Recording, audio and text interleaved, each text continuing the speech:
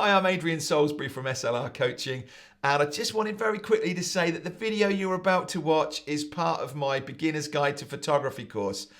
Only just released it, I'm really excited about it, and I'm getting some great feedback already. So if you like this video, and I hope you do, then please jump on over and consider buying the whole course. You can keep it in your pocket, you can jump through in modules, and you got some proper feedback and connection with me that you can ask me questions all the way along. So enjoy the video for now and follow the link either above here or down in the description, and I'll see you over in the course hopefully. Thank you.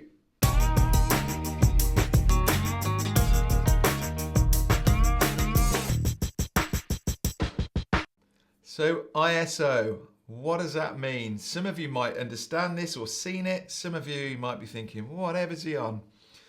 ISO, you may have heard an expression of the exposure triangle, and what it is talking about is balancing three elements, being the shutter speed, the aperture, and ISO. Now your shutter speed and your aperture are really the two values. ISO is like a brightness control, and use it with care, I would say. So you're really trying to set up, if we're outside and it's a nice day, then I know that my shutter speed, I can get above 125. I should be able to get my aperture at 5.6 or whatever that hole is. Remember, I would say unless you're doing landscape work, you want to keep that shutter speed you want to keep that aperture as low as possible. You don't take nice photos of someone standing there and then the trees behind them really sharp and in focus as well. It's so distracting. A good photo, you would blur that background. So unless you're doing landscape shots or something where you really want a good depth to it, maybe a group photo, I would always keep that aperture as low a number as possible. And I'm going to tell you at the end of this section that I recommend you keep your camera as a default on aperture priority with the as low as possible as number. Okay, so what's happening with ISO? If we're in a good space outside, keep your ISO down to 100 or 200. Really between those two values, you're not going to see any difference. That will give you the best quality photo when you get it back.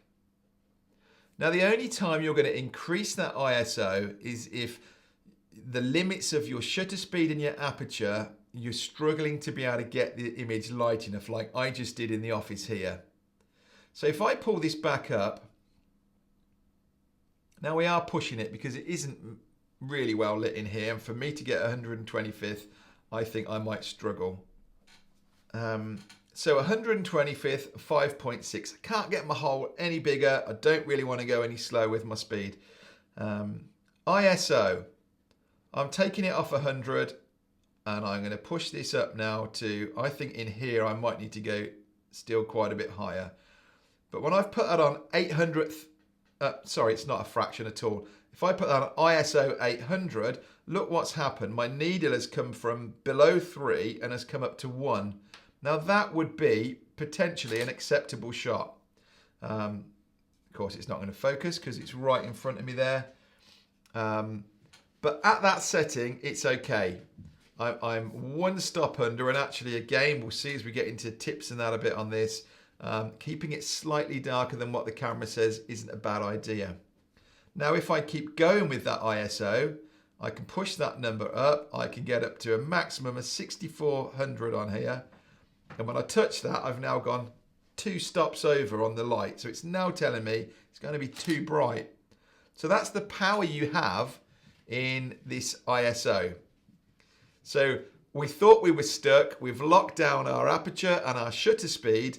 And now the ISO, it's a bit like putting a brightness on your computer monitor or your phone. You know, when you look at your phone and it's a bit dark and then you can just sort of slide it across and everything comes in. All it's done is it's turned the brightness up. And to keep it simple, that's really what's happening. Think of your ISO as a brightness control. But the quality goes down because it's kind of, it's doing clever things. It's trying to digitally increase that. You are going to lose some quality in the photo. Now, if you can keep under 800, you're really not going to notice much of a difference in your photos. If you're going above 800, handle with care. It really needs to be a trade-off, and you need to be thinking, okay, this is a last resort. Now, I encourage you, please, to have a go at this. Try a dark space. And I don't mean dark, but in a indoors rather than in the garden. Take a photo and push your ISO as high as it will go, and have your shutter speed at 125th. Go faster if you need to, if it's telling you you're overexposed. And then look at your photo afterwards. Ideally, bring it into your computer and have a look at it on there and just see quite what is happening with that photo. What you will notice is there's noise. There's little coloured dots, spots all over the photo. And that is what your trade-off is, as well as the quality deteriorating as well. It won't be as sharp, but noise is your enemy.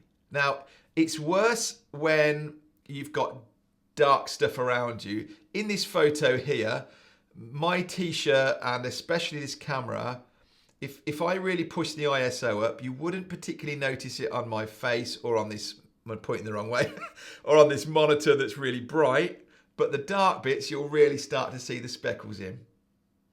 Now, I say this on my day, if you've maybe had a wedding in a church building, I'm thinking of the UK, I guess, you know, your traditional church, your nice stone building, a cathedral even, and that poor photographer may not be allowed to use flashlight, or actually they shouldn't be using a flash.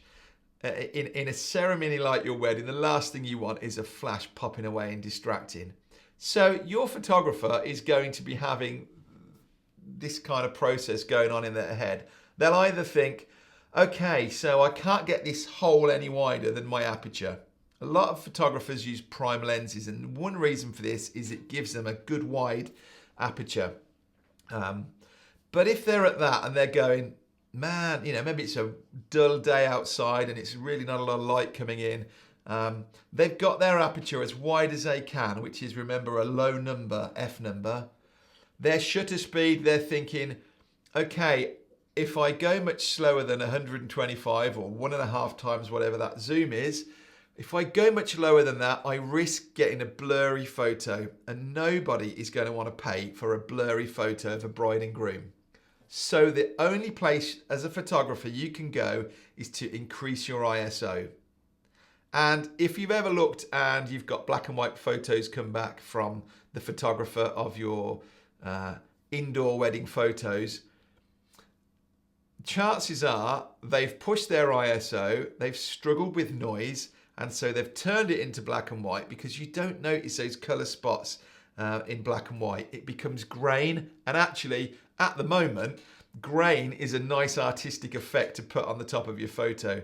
A lot of the sort of presets and things that you apply to your images in software afterwards include some noise and some grain, so you're actually putting that vintagey effect into it. So why worry about taking it out in ISO?